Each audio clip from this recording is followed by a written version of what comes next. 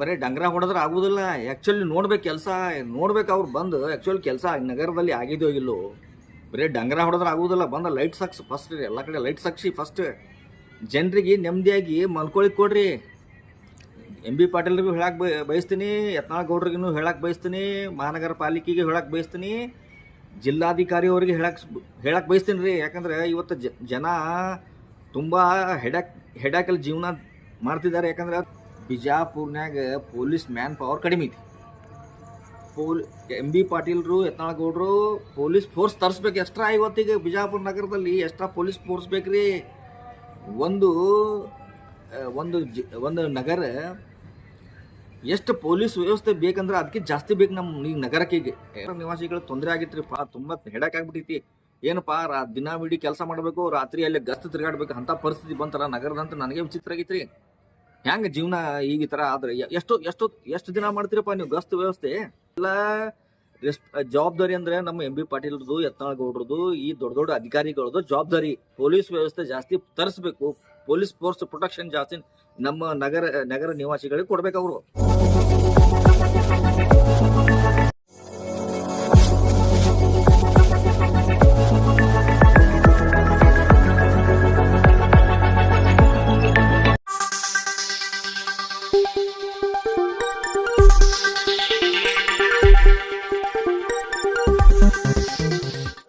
Yes news में आप सभी दर्शकों का स्वागत है। मैं आपके साथ इलियास बड़ेखर।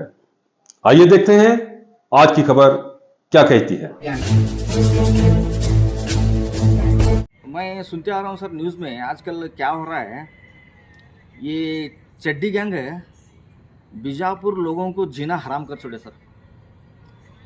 डेली न्यूज़ में आ रहा है, वहाँ चोर है, यहाँ चोर है, वहाँ चोर गए, वहाँ चोर घुसे, यहाँ चोर घुसे, ऐसा दिन है। देखो सर आजकल क्या हो रहा है बीजापुर में, डेली लोग काम करके आना, दिन भर डेली काम करके आना, रात को उधर जागरण करना, ये क्या मुसीबत है सर बीजापुर लोगों को।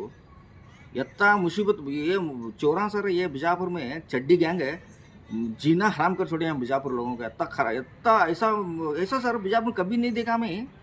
ये जागरण करने का पाले है सर लोगों को।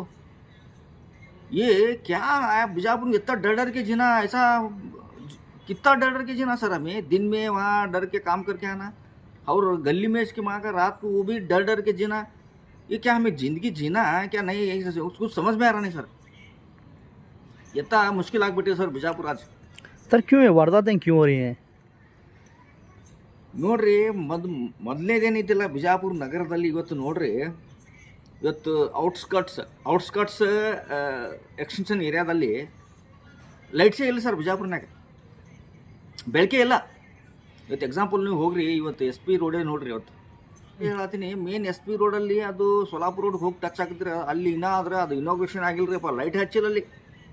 ಚಲೋ ಬೆಳಕಿನ ಅಂದ್ರೆ ಲೈಟ್ ಹಚ್ಕಾರಲ್ಲಿ, ಬಟ್ ಅದು ಬೆಳಕಿಲ್ಲ ಅಲ್ಲಿ. ಮತ್ತು ಏನು ಉಪಯೋಗ ರೀ ಜನರಿಗೆ, ಮತ್ತು ಕಳ್ರ ಯಾಕೆ ಬರಂಗಿಲ್ಲಲ್ಲಿ ಬಿಜಾಪುರ್ನಾಗ. ಯಾಕೆ ಇದು ಸರ್ವೆ ಆಗಿತ್ತು ಅಂದ್ರೆ ಕಳ್ರ ಸರ್ವೆ ಮಾಡ್ಯಾರ ರೀ ಫಸ್ಟ್. ಬಿಜಾಪುರ ನಗರದಲ್ಲಿ ಎಲ್ಲೆಲ್ಲಿ ಲೈಟ್ಸ್ ಇಲ್ಲ ಮೊದಲು ಚೆಕ್ ಮಾಡಕತ್ತಾರ ರೀ ಎಲ್ಲ ಕಡೆ, ಅಲ್ಲಿ ಹೊಕ್ಕಾಕತ್ತಾರ ರೀ ಇವರು ಅಲ್ಲಿ. ಮತ್ತು ಕಳ್ರ ಯಾಕೆ ಬರಂಗಿಲ್ಲ ರೀ, ಎಲ್ಲ ಕಡೆ ಲೈಟೇ ಇಲ್ಲ ಅಲ್ಲಿ. ಮತ್ತು ಈಗ ನಮ್ಮ ಕಡೆ ಇನ್ಫ್ರಾಸ್ಟ್ರಕ್ಚರೇ ಇಲ್ಲಲ್ಲ, ಬೆಳಕಿನ ವ್ಯವಸ್ಥೆ ಇಲ್ಲಲ್ಲ. ನಮ್ಮ ನಗರ ಸುತ್ತಮುತ್ತಲು ಹೊರಗಡೆ ಲೈಟಿನ ವ್ಯವಸ್ಥೆ ಇಲ್ಲ. ಮತ್ತು ಕತ್ಲ ಅಂದರೆ ಇವತ್ತು ನೋಡ್ರಿ ಅದು ಅಫ್ಜಲ್ಪುರ್ ಟಕ್ಕಿ ಅಂತ ನೋಡ್ರಿ, ಅಲ್ಲಿ ಲೈಟ್ ಇಲ್ಲ ಅಂತ. ಮತ್ತು ಇವೆಲ್ಲ ಯಾಕೆ ಆಗ್ತದೆ ಅಂದ್ರೆ ಕಳ್ರಿ ಯಾಕೆ ಸರ್ವೆ ಮಾಡಾಕತ್ತಾರ ಈಗ. ಇವತ್ತು ಸ್ಯಾಂಪಲ್ ತೋರ್ಸಾಕತ್ತಾರ ರೀ, ಬರೀ ಬಂದು ಹೋಗ್ತಿದ್ದಾರೆ.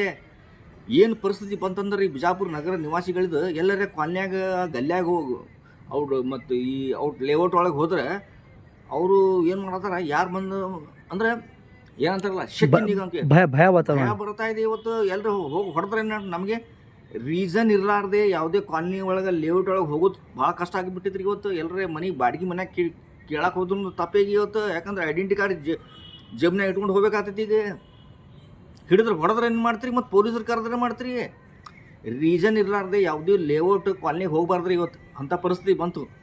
ಕೆಲಸ ಮಾಡೋರಾಗಲಿ ಏನಾರು ರೀಸನ್ ಇದ್ರೆ ಅಟ್ಟೆ ಹೋಗ್ರಿ, ಇಲ್ಲಾಂದ್ರೆ ಹೊಡ್ಸ್ಕೊಂಡು ಬರ್ತೀರಪ್ಪ. ಇವತ್ತು ಕಾಲನಿ ಒಳಗೆ ಹೋಗಲಿ, ಲೇಔಟ್ ಒಳಗೆ ಎಲ್ಲಿ ಬೇಕಾದಲ್ಲ ಔಟ್ಸ್ಕಟ್ಸ್ನಾಗ ತಿರುಗಾಡೋದು ಕಷ್ಟ ಆಗ್ಬಿಟ್ಟೈತಿ ಈಗ ನಮ್ಮ ಲೋಕಲ್ದವ್ರಿಗೆ. ಸರ್ ಇದು ಔಟ್ಸ್ಕಟ್ಸ್ ಅಫ್ಜಲ್ಪುರ್ ತಕ್ಕೆ ಇರಲಿ, ಖಾಜಾಮಿನ್ ದರ್ಗಾ ಇರಲಿ, ಕನದ ಗೋಡಾನ್ ಇರಲಿ, ಅಲ್ಲಿ ಭಾಳ ಸಾಕಷ್ಟು ಕಡೆ ಎಲ್ಲ ಲೈಟೇ ಇಲ್ಲ ಸರ್, ಅಲ್ಲೇ ಬರ್ತಾ ಇದೆ. ಈಗ ಮೊನ್ನೆ ಒಬ್ಬ ವ್ಯಕ್ತಿ ಮೇಲೆ ಕಲ್ಲು ಒಗ್ದಿದ್ದು ಒಂದು ಘಟನೆ ಆಗ, ಒಬ್ಬ ಎಕ್ಸ್ಟೆಂಡ್ಮೆಂಟ್ ಕೊಡಾಕತ್ತೆ ಸರ್. ಈ ರೀತಿ ಆಗ್ತಾ ಇದೆ ಯಾಕೆ ಅಂತ ಹೇಳಿ ಏನು ನಮ್ಮ ಬರೀ ಡಂಗ್ರ ಹೊಡೆದ್ರೆ ಆಗುದಿಲ್ಲ. ಆ್ಯಕ್ಚುಲಿ ನೋಡ್ಬೇಕು ಕೆಲಸ, ನೋಡ್ಬೇಕು ಅವ್ರು ಬಂದು ಆ್ಯಕ್ಚುಲಿ ಕೆಲಸ ನಗರದಲ್ಲಿ ಆಗಿದೆಯೋ ಇಲ್ಲೋ. ಬರೀ ಡಂಗ್ರ ಹೊಡೆದ್ರೆ ಆಗುದಿಲ್ಲ, ಬಂದು ಲೈಟ್ ಸಾಕ್ಸಿ ಫಸ್ಟ್ ರೀ, ಎಲ್ಲ ಕಡೆ ಲೈಟ್ ಸಾಕ್ಸಿ ಫಸ್ಟ್. ಜನರಿಗೆ ನೆಮ್ಮದಿಯಾಗಿ ಮಲ್ಕೊಳಿಕ್ಕೆ ಕೊಡ್ರಿ. ಎಂ ಬಿ ಪಾಟೀಲ್ರಿಗೂ ಹೇಳಕ್ಕೆ ಬಯಸ್ತೀನಿ, ಯತ್ನಾಳ್ ಗೌಡ್ರಿಗೂ ಹೇಳಕ್ಕೆ ಬಯಸ್ತೀನಿ, ಮಹಾನಗರ ಪಾಲಿಕೆಗೆ ಹೇಳಕ್ಕೆ ಬಯಸ್ತೀನಿ, ಜಿಲ್ಲಾಧಿಕಾರಿ ಅವರಿಗೆ ಹೇಳಕ್ಕೆ ಬಯಸ್ತೀನಿ ರೀ. ಯಾಕಂದ್ರೆ ಇವತ್ತು ಜನ ತುಂಬ ಹೆಡಾಕಲ್ಲಿ ಜೀವನ ಮಾಡ್ತಿದ್ದಾರೆ. ಯಾಕಂದ್ರೆ ತುಂಬ ಅಂದರೆ ಇವತ್ತು ಏನಾಗಿದೆ ಜೀವನ ಅಂದರೆ ಜಂಡಾಗ್ಬಿಟ್ಟಿದ್ದು. ಇವತ್ತು ಅಂದರೆ ಕೆಲಸ ಮಾಡಿ ದಿನವಿಡೀ ಕೆಲಸ ಮಾಡಬೇಕು, ರಾತ್ರಿ ವಾಚ್ಮನ್ ಡ್ಯೂಟಿ ಜಾಗರಣೆ ಮಾಡ್ಕೊ ತಿರುಗಾಡಬೇಕು. ಅಂಥ ಪರಿಸ್ಥಿತಿ ಬಂತೆ ನಮ್ಮ ಬಿಜಾಪುರ ನಗರ ನಿವಾಸಿಗಳಿಗೆ. ಏನು ಒಂಥರ ಏನು ವಿಚಿತ್ರ ಆಗಿದೆ. ವಿಚಿತ್ರ ಅಲ್ರಿ. ಬಿಜಾಪುರ ಬಿಟ್ಟು ಹೋಗ್ಬೇಕು ಅನ್ನಿಸ್ತದೆ. ಬಿಜಾಪುರ ಬಿಟ್ಟು ಬೇರೆ ಕಡೆ ಎಲ್ಲರೂ ಬೆಳಗಾವಿ ಹುಬ್ಳಿ ಕಡೆ ಒಳ್ಳೆ ನಗರಗಳ ಹೈಟೆಕ್ ನಗರಗಳು ಅಲ್ಲಿ ಹೋಗಿ ಶಿಫ್ಟ್ ಆಗ್ಬೇಕಂತ ವಿಚಾರ ಮಾಡಾಕ್ತಾರೆ ಜನ. ಇವತ್ತು ಆ ಥರ ಪರಿಸ್ಥಿತಿ ಬಂತು ಬಿಜಾಪುರ. ಅವರಿಗೂ ಹೆಡಾಕ್ ಆಗೈತಿ ಈಗ ಮತ್ತೆ ಮೇನ್ ರೀಸನ್ ಏನ್ರಿ, ಬಿಜಾಪುರ್ನಾಗ ಪೊಲೀಸ್ ಮ್ಯಾನ್ ಪವರ್ ಕಡಿಮೆ ಐತಿ. ಎಂ ಬಿ ಪಾಟೀಲ್ರು, ಯತ್ನಾಳ್ ಗೌಡ್ರು ಪೊಲೀಸ್ ಫೋರ್ಸ್ ತರಿಸ್ಬೇಕು ಎಕ್ಸ್ಟ್ರಾ. ಇವತ್ತಿಗೆ ಬಿಜಾಪುರ ನಗರದಲ್ಲಿ ಎಕ್ಸ್ಟ್ರಾ ಪೊಲೀಸ್ ಫೋರ್ಸ್ ಬೇಕ್ರಿ. ಒಂದು ನಗರ ಎಷ್ಟು ಪೊಲೀಸ್ ವ್ಯವಸ್ಥೆ ಬೇಕಂದ್ರೆ ಅದಕ್ಕೆ ಜಾಸ್ತಿ ಬೇಕು ನಮ್ಮ ಈ ನಗರಕ್ಕೆ. ಕಂಪೇರಿಂಗ್ ಟು ಗುಲ್ಬರ್ಗ, ಬೆಳಗಾಂ ಆಗಲಿ, ಹುಬ್ಳಿ ಧಾರವಾಡ ಆಗಲಿ, ಎಷ್ಟು ಪೊಲೀಸ್ ವ್ಯವಸ್ಥೆ ಐತಲ್ಲ ಬಿಜಾಪುರ ನಗರದಲ್ಲಿ ಜಾಸ್ತಿ ಬೇಕ್ರಿ. ಮತ್ತು ಏನು ರೀ, ಗಸ್ತು, ರಾತ್ರಿ ಗಸ್ತು ವ್ಯವಸ್ಥೆ ಅಂದರೆ ಯಾವ ಥರ ಮಾಡ್ಬೇಕಂದ್ರೆ ಸಿವಿಲ್ ಡ್ರೆಸ್ ಮ್ಯಾಗ ಮಾಡ್ಬೇಕ್ರಿ. ಪೊಲೀಸರಿಗೆ ಯಾಕೆ ಬೇಕು ಏನು AK-47 ಈ ಸದ್ಯಕ್ಕೆ ಸಿವಿಲ್ ಡ್ರೆಸ್ ಆಗಲಿ ಅಥವಾ ಈ ಲೋಕಲ್ ಕಾರ್ಸ್ ಆಗಲಿ, ಈ ಮತ್ಲಬ್ ಪೊಲೀಸ್ ವ್ಯಾನ್ಗಳು ಬಳಸ್ಬರ್ತಾರೆ ಈಗ ಅವರು. ಈಗ ಎಂಥ ವ್ಯಾನ್ಗಳು ಕಾರ್ಗಳು ಬೆಳೆಸ್ಬೇಕಂದ್ರೆ ಅವರು ಜನರಲ್ ಪಬ್ಲಿಕ್ ಹ್ಯಾಂಗೆ ತಿರುಗಾಡ್ತಾರಲ್ಲ ಅಂಥ ಕಾರಲ್ಲಿ ಹೋಗ್ಬೇಕು ಅವ್ರು ರಾತ್ರಿ. ಏನಾದರೂ ಬದಲಾವಣೆ ತರಬೇಕಾದ್ರೆ ನಗರದಲ್ಲಿ ಇವತ್ತು ಜನರು ನೆಮ್ಮದಿಯಾಗಿ ಬದುಕಬೇಕಾದ್ರೆ ಏನಾದರೂ ಪೊಲೀಸ್ ವ್ಯವಸ್ಥೆ ಅಲ್ಟರ್ನೇಟಿವ್ ಹುಡುಕ್ಬೇಕು, ಸೊಲ್ಯೂಷನ್ ಹುಡುಕ್ಬೇಕಾಗುತ್ತೆ. ಇಲ್ಲಾಂದರೆ ನಮ್ಮ ಈಗ ನಗರ ನಿವಾಸಿಗಳು ತೊಂದರೆ ಆಗಿತ್ತು ರೀ. ತುಂಬ ಹೆಡಾಕಾಗ್ಬಿಟ್ಟೈತಿ. ಏನಪ್ಪ ದಿನವಿಡೀ ಕೆಲಸ ಮಾಡಬೇಕು, ರಾತ್ರಿ ಅಲ್ಲಿ ಗಸ್ತು ತಿರುಗಾಡ್ಬೇಕು, ಅಂಥ ಪರಿಸ್ಥಿತಿ ಬಂತಲ್ಲ ನಗರದಂತ. ನನಗೆ ವಿಚಿತ್ರ ಆಗೈತಿ ರೀ. ಹೆಂಗೆ ಜೀವನ ಈಗ ಈ ಥರ ಆದರೆ ಎಷ್ಟು ದಿನ ಮಾಡ್ತೀರಪ್ಪ ನೀವು ಗಸ್ತು ವ್ಯವಸ್ಥೆ? ನೀವು ತಮ್ಮ ಲೇಔಟ್ ಒಳಗೆ ಗಸ್ತಾಗಿ ತಿರುಗಾಡ್ತೀರಿ, ಊಟ ಮಾಡಿ ಆರಾಮಾಗಿ ಗಸ್ತು ತಿರುಗಾಡ್ತೀರಿ. ಎಲ್ಲಿವರೆಗೆ ತಿರುಗಾಡೋರು ನೀವು? ಇದು ಎಲ್ಲ ಜವಾಬ್ದಾರಿ ಅಂದರೆ ನಮ್ಮ ಎಂ ಬಿ ಪಾಟೀಲ್ರದು, ಯತ್ನಾಳ್ ಗೌಡ್ರದು, ಈ ದೊಡ್ಡ ಅಧಿಕಾರಿಗಳದು ಜವಾಬ್ದಾರಿ. ಪೊಲೀಸ್ ವ್ಯವಸ್ಥೆ ಜಾಸ್ತಿ ತರಿಸ್ಬೇಕು, ಪೊಲೀಸ್ ಫೋರ್ಸ್ ಪ್ರೊಟೆಕ್ಷನ್ ಜಾಸ್ತಿ ನಮ್ಮ ನಗರ ನಿವಾಸಿಗಳಿಗೆ ಕೊಡ್ಬೇಕು. ಅವ್ರ ಜವಾಬ್ದಾರಿ. ಡೇ ಆಗಲಿ ನೈಟ್ ಆಗಲಿ ಜನರು ಅಲರ್ಟ್ ಇರಬೇಕು. ಯಾರ ಸಂಶಯ ಬಂದರೆ ನಿಂದ್ರಿಸಿ ಕೇಳಬೇಕು, ಯಾಕೆ ಬಂದು ಎಲ್ಲ ಐಡೆಂಟಿ ಚೆಕ್ ಮಾಡಬೇಕು, ಅವ್ನ ಫೋನ್ ನಂಬರ್ ಫೋಟೋ ತಗೊಂಡು ಇಡಬೇಕು ಎಲ್ಲರೂ. ಪ್ರತಿಯೊಂದು ನಗರದಲ್ಲಿ ಬಿಜಾಪುರನಾಗ ಏನಾಗೈತೆ ಅಂದ್ರೆ ತುಂಬ ಕಷ್ಟ ಆಗ್ಬಿಟ್ಟಿದೆ ಇವತ್ತು. ಸಂಶಯ ಜಾಸ್ತಿ ಹುಟ್ಟಾತಿದ್ರಿ. ಈಗ ಆಟೋಮೆಟಿಕ್ ಸಹಜ ಇವತ್ತು ಸಂಶಯ ಎಲ್ಲರ ಮೇಲೆ ಹುಟ್ಟತೈತಿ. ಬಟ್ ಅದ್ರ ಮ್ಯಾಗ ಫೋಟೋ ತಗೋರಿ. ಯಾವರ ಎಲ್ಲರ ಕಾಲ್ನಾಗ ಹೋದ ಏನು ಎನ್ಕ್ವೈರಿ ಕರೆಕ್ಟ್ ಇದ್ರೆ ಬಿಟ್ಬಿಡ್ರಿ, ಇಲ್ಲಾಂದ್ರೆ ಫೋಟೋ ತಗೊಳ್ಳಿ. ಒಂದು ನೆಕ್ಸ್ಟ್ ಟೈಮ್ ಹಿಡಿಯಾಕ್ ಬರ್ತೈತಿ. ಹಂಗೇನು ಘಟನೆ ಆಗಿತ್ತು ಏನು ಘಟನೆ ಆದ್ರೆ ಹಿಡಿಯಾಕ್ ಬರ್ತೈತಿ. ಆದ್ರೆ ಪೊಲೀಸವರು ತಮ್ಮ ಕರ್ತವ್ಯ ಮಾಡ್ತಾ ಇದ್ದಾರೆ ಸರ್. CP ಅವರು ಹೇಳಿದ್ರು, ಅವ್ರು ಎಲ್ಲರೂ ಬರೀ ಕಾಲ್ ಮಾಡೋಣ 5 ನಿಮಿಷದಲ್ಲಿ ಬರ್ತಾ ಇದ್ದಾರೆ ಪೊಲೀಸವರು. ಇಮಿಡಿಯೇಟ್ಲಿ ಕಾಲ್ ಹಿಂಗೆ ಬರ್ತೇನೆ. ನಾ ಪೊಲೀಸರ ಮ್ಯಾಗ ಏನು ತಪ್ಪು ಅವ್ರು ಬರಂಗಿಲ್ಲ, ನಾ ಏನು ಹೇಳಂಗಿಲ್ರಿ. ಅಂದ್ರೆ ಜಾಸ್ತಿ ಪೊಲೀಸ್ ವ್ಯವಸ್ಥೆ ಜಾಸ್ತಿ ಬೇಕು ನಗರದಲ್ಲಿ. ಪೊಲೀಸ್ ಫೋರ್ಸ್ ಹೆಚ್ಚಿಗೆ ಪೊಲೀಸ್ ಫೋರ್ಸ್ ಜಾಸ್ತಿ ಬೇಕು ನಗರದಲ್ಲಿ. ಇವತ್ತು ಈ ಪರಿಸ್ಥಿತಿ ನೋಡಿದ್ರೆ ಜಾಸ್ತಿ ತರ್ಸ್ರಿ. ಏನು ದುಡ್ಡು ದಿನಾಗ ನೋಡ್ರಿ, ನಾವು GST ಟ್ಯಾಕ್ಸ್, ಆ ಟ್ಯಾಕ್ಸ್, ಈ ಟ್ಯಾಕ್ಸ್ ಕಟ್ಟಿ ನಮ್ಗೆ ಹಿಂಡಾಕತ್ತಾರ. ಎಲ್ಲ ಬೆಲೆ ಏರಿಕೆಯಾಗಿ ನಮ್ಮ ಜೀವನ ಏನಾಗೈತೆ ಗೊತ್ತೇನ್ರಿ, ಝಂಡ. ಅದಕ್ಕೆ ಹೇಳ್ತೀನಿ, ನಾವು ಎಷ್ಟು ಟ್ಯಾಕ್ಸ್ ಕೊಡತ್ತೀವಿ ಅಂದ್ರೆ ನಮ್ಮ ಪ್ರತಿ ದಿನ ಒಂದು 100 ರೂಪಾಯಿ ಪೆಟ್ರೋಲ್ ಹಾಕಿದ್ರೆ ನಾ 30 ರೂಪಾಯಿ ಗೌರ್ಮೆಂಟ್ ಟ್ಯಾಕ್ಸ್ ಕೊಡ್ತೀನಿ ರೀ.